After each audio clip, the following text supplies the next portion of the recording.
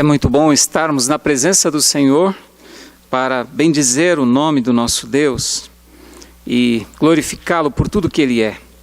O Senhor é santo e nós devemos louvá-lo por isso. Bendizer ao nome do nosso Deus, que também nos considera santos por meio de Jesus Cristo, por causa da obra maravilhosa de Jesus Cristo. Esse evangelho que transformou a nossa vida, esse evangelho que muda corações e que tem transformado muitas almas, muitos corações que se abrem para esta mensagem maravilhosa do evangelho do Senhor. E é sobre isso que vamos fazer nesse instante, falar dessa mensagem maravilhosa que é o evangelho. Nós vamos neste momento abrir a palavra de Deus em Filipenses capítulo 1 e ler o texto que servirá de base para a nossa mensagem nesta noite.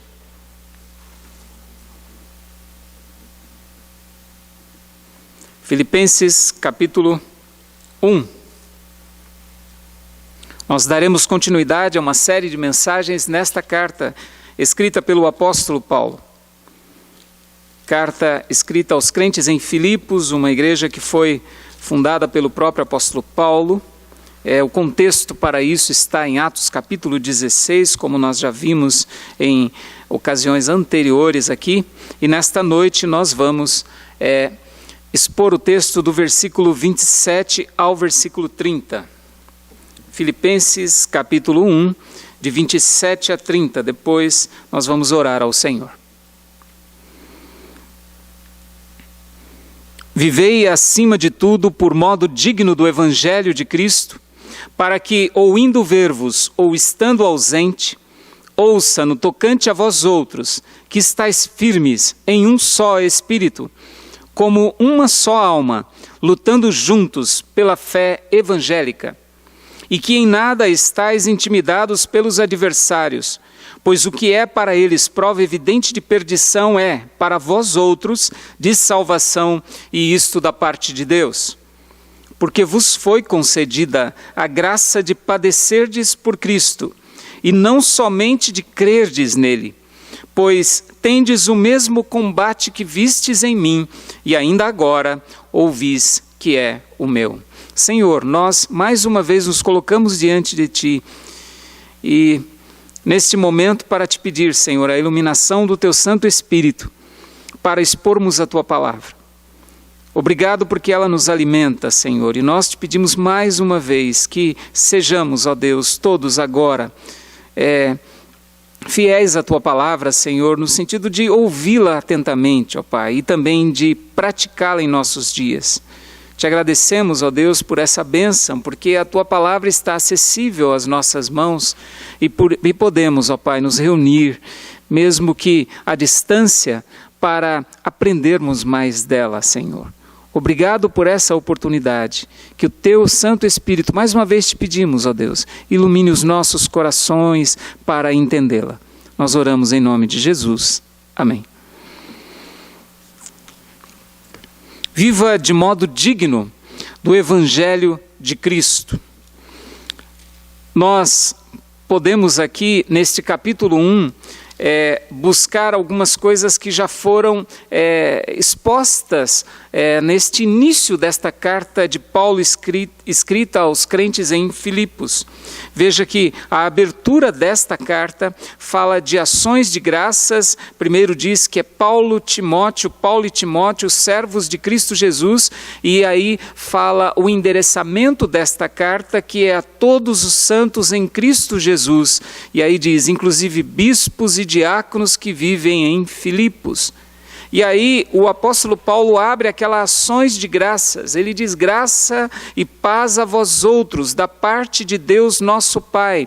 E fala da oração que faz por estes crentes em Filipos. Mas também neste início da carta que ele fala do seu problema, o problema pelo qual está passando, porque Paulo está preso em Roma. E ele diz aqui no verso de número 7, aliás, é justo que eu pense assim de todos vós, porque vos trago no coração, seja nas minhas algemas, seja na defesa e confirmação do Evangelho, pois todos sois participantes da graça comigo. Ele fala da sua situação naquele momento, de estar aprisionado, mas ao mesmo tempo se alegra com aqueles irmãos. Ele tem alegria de se corresponder com aqueles irmãos, porque no final ele vai dizer que a oração dele, o pedido dele, é para que eles cresçam cada vez mais no amor e no conhecimento de toda a percepção. E aí ele diz mais no verso de número 10, para aprovardes as coisas excelentes e serdes sinceros, inculpáveis para o dia de Cristo, cheios de fruto de justiça. A partir daí, o apóstolo Paulo vai trazer um pouco mais de informações a respeito da sua situação ali no seu aprisionamento. Ele fala de que mesmo estando preso, isso tem contribuído para o crescimento do Evangelho. Ele tem pregado, inclusive, para a guarda que está sempre ali responsável para mantê-lo preso. Mas ele também vê que os irmãos ali em Roma estão pregando o Evangelho, de qualquer forma, mesmo que seja, às vezes até para discórdia, insinceramente. Nós vimos isso na semana passada, vimos o significado destas coisas, até julgando suscitar mais tribulação na vida de Paulo, mas ele diz, o que importava era que o Evangelho fosse pregado, e que mais pessoas pudessem ouvir esse Evangelho maravilhoso. E a expectativa do apóstolo Paulo é que se ele morresse, ele estaria com Cristo. Mas o continuar vivendo para o apóstolo Paulo representava a alegria de pregar o Evangelho. Isso nós vimos na semana passada.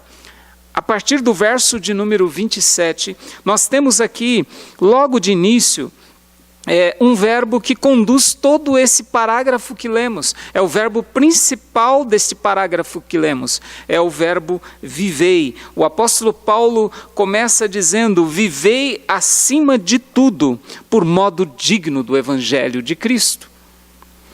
Em linhas gerais, esse texto aqui, meus irmãos, pode trazer a seguinte mensagem, quando nós vamos abordando aqui do versículo 27 ao 30. O Evangelho de Cristo é o que deve nortear todas as atitudes dos crentes neste mundo, mantendo-os no combate pela fé evangélica, firmes num mesmo espírito, sustentados pela graça de Deus. Por isso, nesta noite, eu te convido a que você viva de modo digno do Evangelho de Cristo.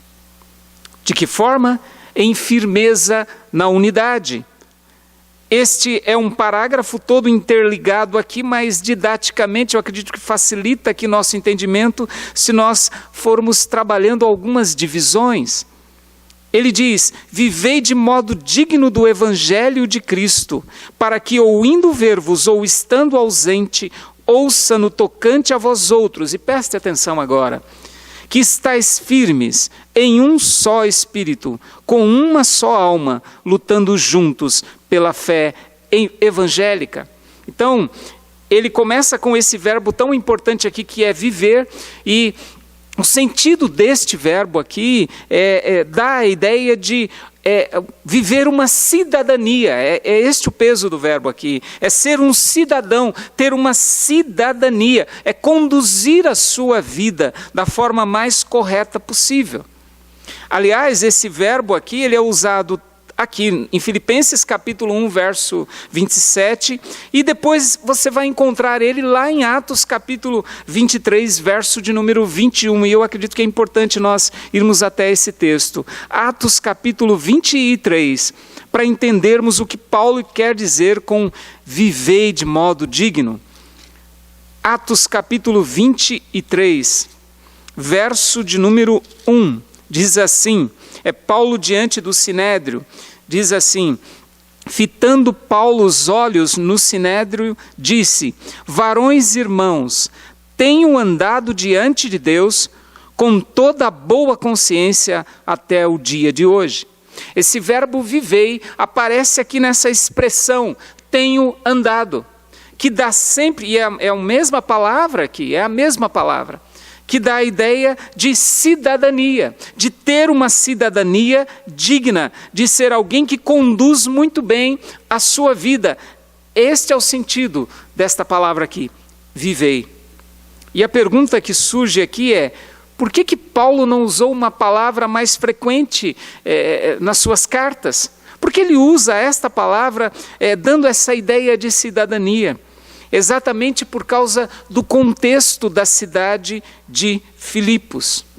Segundo os estudiosos, esta cidade ela era considerada uma miniatura de Roma.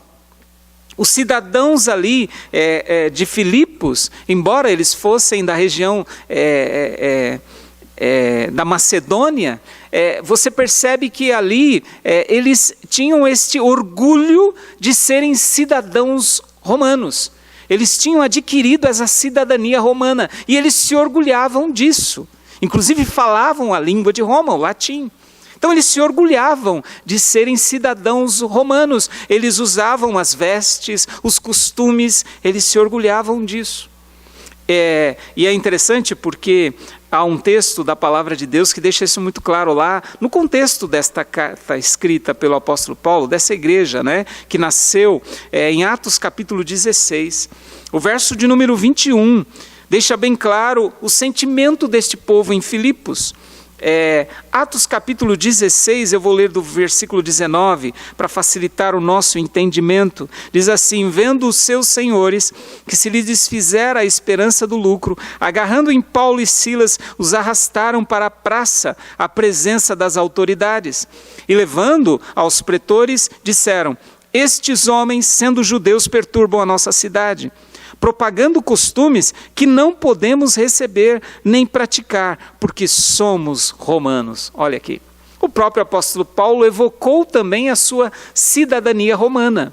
Então, no caso do contexto aqui, o que fica claro é que os crentes em Filipos, eles se orgulhavam disso. Por isso o apóstolo Paulo, quando escreve essa carta e chega neste ponto da carta, ele diz: vocês devem ter uma cidadania. Mas não se preocupem então somente com essa cidadania que vocês têm e que adquiriram, a cidadania romana. Mas há uma cidadania muito mais importante do que esta. A cidadania do servo do Senhor, aqueles que receberam o Evangelho, está nos céus. A nossa pátria está nos céus. E ele vai dizer isso aqui nesta mesma carta, no capítulo 3 de Filipenses.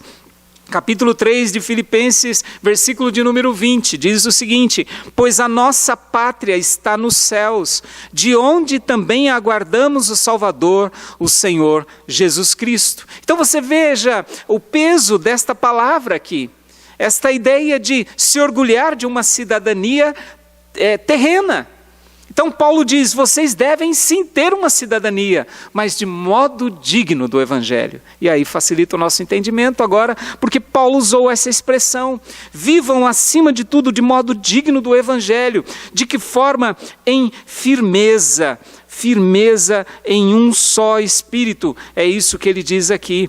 Então nós vemos a importância de termos uma vida digna do Evangelho do Senhor, e isso aqui é uma mensagem que o apóstolo Paulo passa para os crentes aqui em Filipos. Ele diz, vocês devem estar firmes em um só Espírito, prontos a lutar. Não é? Então, quando ele usa essa expressão, inclusive firmes, é importante nós dizermos que é a ideia de algo inabalável, aquilo que não se abala independente das circunstâncias, é firmeza. Muitas vezes usada também uma linguagem militar, usada para o soldado que está ali, firme, sem se abalar diante do inimigo. Então ele usa essa linguagem para falar da luta pelo Evangelho. Ele diz aqui, vocês devem estar firmes, ali, inabaláveis, e não importam as circunstâncias, não importam os inimigos. Ele diz, firmes em um só Espírito. E aqui nós vemos a importância de a igreja em Filipos viver unida na firmeza desta unidade no mesmo Espírito. Outra coisa que é destacada aqui nesse texto é que essa unidade aqui deve ser uma unidade também na luta pelo Evangelho. Por isso ele diz, lutando juntos pela fé evangélica. Também uma importante palavra aqui, eu não estou querendo aqui simplesmente fazer aqui o que significam essas palavras, trazer os significados das palavras, mas nesse texto em específico as palavras têm um grande valor aqui para o nosso entendimento do que Paulo está querendo dizer. Quando ele usa essa palavra luta, mais uma vez, uma linguagem militar do apóstolo Paulo. E ele usa aqui essa palavra, lutando juntos pela fé evangélica. Para nós entendermos bem esta expressão, é a ideia de estarmos, de os crentes estarem todos unidos. E uma forma de explicar essa expressão é uma tática de guerra dos soldados daquela época. Os soldados daquela época tinham uma formação que era chamada formação tartaruga. E o que significava isso? Eles juntavam os seus escudos, todos juntavam seus escudos e se cobriam com os escudos. E você deve ter visto isso já em algum filme de época aí, não é? E por que eles faziam isso? Exatamente para se defenderem das flechas do inimigo. Então, Paulo usa essa expressão aqui de formação de soldados unidos contra o inimigo. Por isso ele diz, lutando juntos. Pelo quê? Pela fé evangélica. Judas, quando escreve a sua carta tão reduzida, não é? Ali nós vemos em Judas 3, amados, quando empregava toda a diligência em escrevermos acerca da nossa comum salvação, foi que me senti obrigado a corresponder-me convosco, exortando-vos a batalhardes, também essa linguagem de luta, a batalhardes diligentemente pela fé que uma vez por todas foi entregue aos santos. Paulo prossegue agora, meus irmãos, em seu argumento, dizendo que estes crentes em Filipos não deviam estar intimidados pelos adversários, no verso de número 28, e que em nada estáis intimidados pelos adversários. Vocês não devem ter medo, vocês não devem ficar apavorados, assustados pelos adversários. Então, é importante nós destacarmos que o fato de sermos considerados evangélicos, isso não é algo para simplesmente pontuar a nossa religiosidade, para dizer que temos algumas responsabilidades na igreja, para dizer que cumprimos rigorosamente tudo aquilo que o pastor diz, ou o conselho da igreja diz, ou que os oficiais dizem, ou que eu cumpra todas as atividades que me são requeridas, minhas responsabilidades. Evangelho é muito mais do que isso, é vida, é dignidade, e uma dignidade que nós aprendemos do próprio Senhor Jesus. O apóstolo Paulo está preocupado em fortalecer a fé destes irmãos e dizer para eles que a vida deles, a cidadania deles é a pátria celestial. É por essa que eles deveriam se preocupar. Então, por isso que ele diz aqui, vocês devem viver de modo digno do evangelho. De que forma? Firmes em um só espírito. E ainda unidos na mesma luta e não intimidados pelos adversários. Acontece muitas vezes conosco, quando nos sentimos injustiçados, e a nossa tendência é tentar responder à altura. Há uma tendência no mundo, inclusive, de fazer justiça com as próprias mãos. É uma tendência do ser humano. Quando nós falamos de pessoas transformadas pelo Evangelho, eles foram transformadas, inclusive, pela justiça de Deus em Cristo Jesus. Nós fomos justificados em Cristo Jesus. Então, qualquer tipo de justiça, a justiça perfeita, vem de Deus. Nós nos submetemos a Deus. Por isso, ele diz, vocês não precisam ficar intimidados. Não precisam ficar intimidados pelos adversários. Não fiquem apavorados com as afrontas, com as acusações. Não fiquem. É isso que Paulo está querendo dizer. E aí ele vai usar aqui, logo em seguida no verso de número 28, a parte B aqui, ele vai dizer, pois o que é para eles, e esse pois tem a ideia de explicativa, né? Porque o que é para eles prova evidente de perdição, é para vós outros de salvação, e isto da parte de Deus. Então você percebe a justiça de Deus na vida dos seus filhos.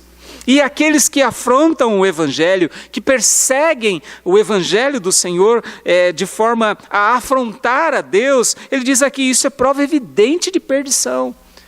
São indesculpáveis. Mas é esta mesma justiça que para os servos do Senhor é salvação, e isto da parte de Deus. Então, o apóstolo Paulo fala deste viver digno do Evangelho do Senhor, na firmeza pelo Evangelho, na unidade, não estar intimidados de forma alguma.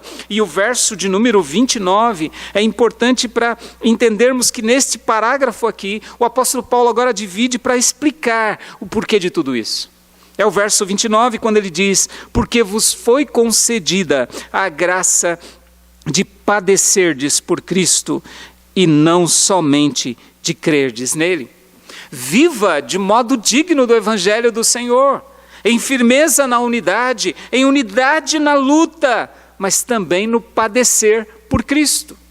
E o que significa isso? O padecer por Cristo. Ele diz aqui que o padecer por Cristo é graça. Como pode ser isso? O sofrer por Cristo é graça, ele diz, porque vos foi concedida a graça. Em outras palavras, foi dado livremente a vocês algo como um favor imerecido. Isso foi dado graciosamente a vocês. Então, se vocês estão sofrendo intimidações, se vocês estão, às vezes, tendo a sua fé um pouco abalada em algum sentido, ele diz aqui, foi concedida a graça, é graça de Deus, de padecerdes por Cristo. Mas não somente o sofrer por Cristo, mas o crer nele também. E esta é uma doutrina aqui importante, porque o fato de crermos em Deus é graça dele. É algo que vem de nós. A fé que está em nós foi plantada pelo próprio Deus em Cristo Jesus. E nós já vimos em outra oportunidade que Jesus Cristo é o autor e consumador da fé. É nele que a fé se origina. Então, mesmo a fé que temos, tudo é graça de Deus. Alguém pode crer? Sim, mas também é algo que parte, a iniciativa é do próprio Deus. Foi concedida a graça. E é na própria carta aos Filipenses que o apóstolo Paulo fala da soberania de Deus na obra da salvação. Capítulo 1, verso 6, nós lemos, estou plenamente certo de que aquele que começou boa obra em vós, há de completá-la até o dia de Cristo. E aqui ainda, em Filipenses, no capítulo 2, verso 13, nós lemos o seguinte, porque Deus é quem efetua em vós tanto querer como realizar segundo a sua boa vontade. Parte de Deus, é graça de Deus, não somente o padecer, mas também o crer nele. Tudo vem de Deus. Aliás, quando Paulo escreve aos Efésios, no capítulo 2, nós vemos também a ênfase ali nesse capítulo 2, dizendo que a vida nova foi dada em Deus. Ele vos deu vida, estando vós mortos em vossos delitos e pecados. É nesse texto, inclusive, que nós aprendemos que a fé é um dom de Deus, não por obras, para que ninguém se glorie.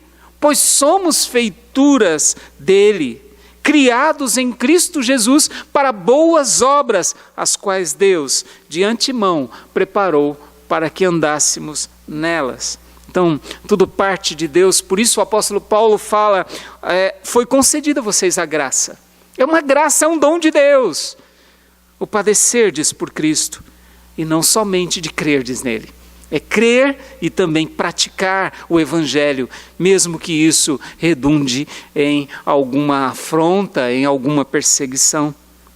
E aí o apóstolo Paulo se une aos crentes em Filipos, para dizer que ele também sofre este padecimento. No verso de número 30, ele encerra dizendo o seguinte, pois tendes o mesmo combate que vistes em mim, e ainda agora ouvis que é o meu. Interessante, porque o apóstolo Paulo vai falar de uma outra linguagem aqui militar. Ele vai falar, pois tendes o mesmo combate que vistes em mim. Veja que o apóstolo Paulo, ele dá essa ênfase exatamente porque quando a igreja em Filipos foi formada, o apóstolo Paulo sofreu muito naquela cidade. Nós já vimos esse contexto em Atos capítulo 16.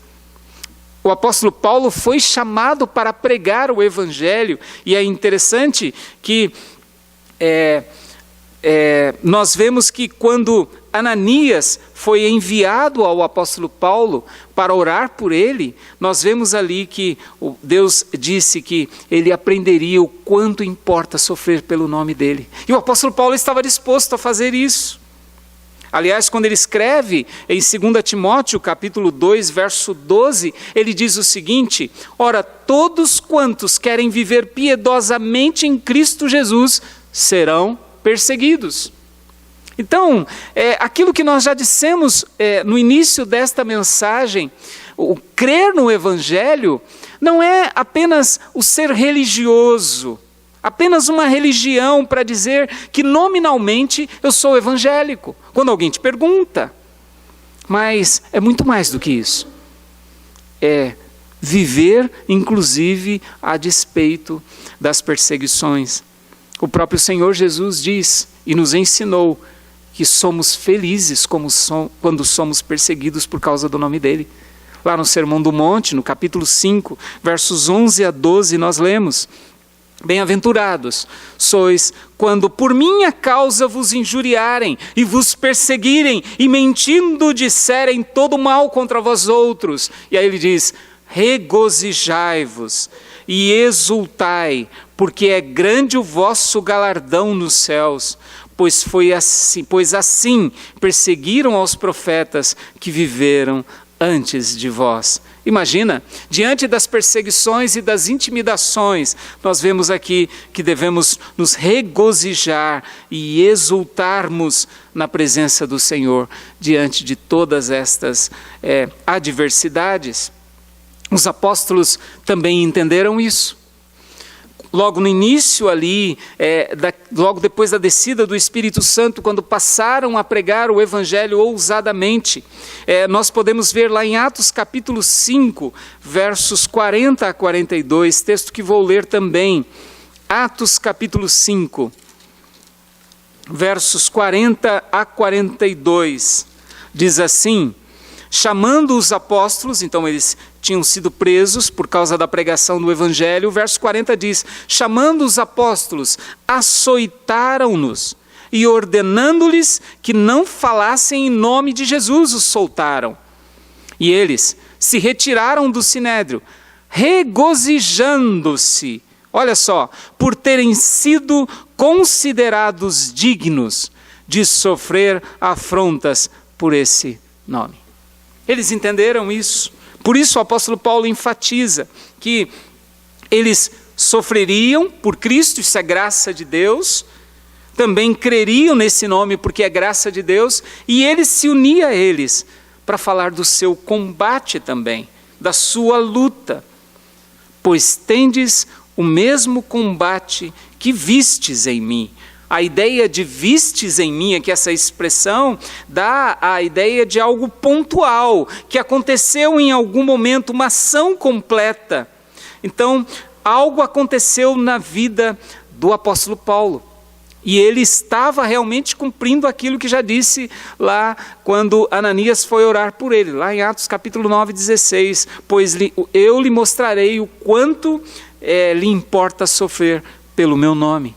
Então, os crentes em Filipos viram a luta do apóstolo Paulo quando ele estava ali, naquela região, pregando o Evangelho, fora açoitado, aprisionado, e tantas coisas adversas aconteceram na vida dele. Então por isso ele diz: pois tendes o mesmo combate que vistes em mim, e agora ouvis que é o meu. Veja que agora ele passa para o presente. E agora ouvis que é o meu. Ou seja, Paulo não parou de lutar, ele continua lutando. Mesmo estando preso, nós vimos em mensagens anteriores que ele acha uma bênção isso, porque o evangelho está sendo pregado. O fato de estar preso, na verdade, redundou em crescimento da pregação do evangelho. Paulo não abandona em nenhum momento a pregação deste evangelho maravilhoso. E é por isso que quando ele já está no final da sua vida, lá em 2 Timóteo, capítulo 4, versos 6 a 8, ele vai dizer o seguinte: quanto a mim, estou já sendo oferecido por libação, e o tempo da minha partida é chegado. Combati o bom combate, completei a carreira e guardei a fé. Já agora a coroa da justiça que me está guardada, a qual o Senhor, reto juiz, me dará naquele dia, e não somente a mim, mas também a todos quantos amam a sua vinda. Combati o bom combate. E ele tinha uma preferência por usar sempre essa expressão de combate, de luta, e luta assim muitas vezes a exaustão, né, de todas as suas forças, porque o que importava para ele era pregar o evangelho. Saiba de uma coisa, meu irmão, a história do cristianismo é marcada por pessoas que sofreram muito por causa do evangelho. A igreja, no seu caminhar, principalmente depois da descida do Espírito Santo, quando o evangelho se abre para todas as nações, sofreu muitas perseguições. Por cerca de 250 anos, a relação da igreja primitiva, né, a igreja com o império, foi sempre muito tensa, cheia de conflitos. A igreja passou por muitas perseguições. Nós podemos destacar, por exemplo, uma grande perseguição que foi no período do Império de Nero. Nero foi um imperador ali de Roma dos anos 54 a 68. E especificamente no ano 64 houve um grande incêndio em Roma. O Nero foi alguém que era suspeito por esse incêndio. E o que ele fez? Para se livrar desta suspeita, ele acusou os cristãos, que nem eram muito destacados naquela época. Era um povo ali muito contido ali nas suas reuniões, mas não era um povo de destaque ali naquele momento. Mas ele sabia de suas reuniões, e o que ele fez para afrontá-los? Ele conduziu uma grande perseguição aos crentes depois desse incêndio em Roma, culpando-os por este incêndio. Muitos foram martirizados. É possível até que o apóstolo Pedro tenha sido martirizado neste período. O apóstolo Paulo também foi um grande martírio de muitos servos do Senhor. Depois deste imperador aí, nós tivemos também o imperador Domiciano. Domiciano foi um outro imperador que também perseguiu os cristãos. Muitos foram martirizados e outros foram banidos ali da região e mandados para o exílio. É o caso, inclusive, do apóstolo João, que foi banido para a ilha de Patmos, mas Deus o abençoou, inspirando este evangelista a escrever o livro de Apocalipse. Os crentes sempre sofreram grandes perseguições, e isso não está restrito ao primeiro século. Hoje nós sabemos que muitos cristãos sofrem perseguições e muitos têm sido mortos por causa de pregar a sua fé. Mas o que o apóstolo Paulo diz é um combate que vale a pena. Por isso, eu e você devemos viver de modo digno do evangelho do Senhor. E esse viver acima de tudo significa que o que importa para nós é que nós somos cidadãos dos céus. A nossa pátria está nos céus. Enquanto vivemos aqui, vivemos pela fé, sabendo que o Senhor conduz os passos da sua igreja. Viva, meu irmão, de modo digno do evangelho do Senhor, em firmeza na unidade, em unidade na luta, no padecer por Cristo. E eu quero concluir essa mensagem ainda trazendo algumas outras aplicações. Atualmente, a estabilidade, vamos dizer assim, não é? Atualmente a estabilidade é algo que todos procuram estabilidade, mas nós vivemos instabilidade, muitas instabilidades. Em todas as esferas da nossa sociedade nós vemos instabilidade. Mas essas instabilidades não podem de forma alguma abalar a nossa fé. Nós devemos permanecer firmes. Precisamos permanecer firmes para não sermos como embarcações à deriva, que são levadas e jogadas pelas ondas de um lado para o outro, sem uma direção, sem um rumo certo, de maneira alguma. Nós temos uma direção a seguir. O caminho já foi traçado e é Cristo. Nós não podemos estar como barcos à deriva. Por isso, tenha um viver digno do Evangelho. E como que é caracterizada esta dignidade? Pelo bom testemunho. Por uma vida cristã dedicada a agradar a Deus em todas as áreas de sua vida. Nossa vida deve ser caracterizada pelo bom testemunho. A nossa jornada cristã deve ter essa dignidade que o Evangelho dá.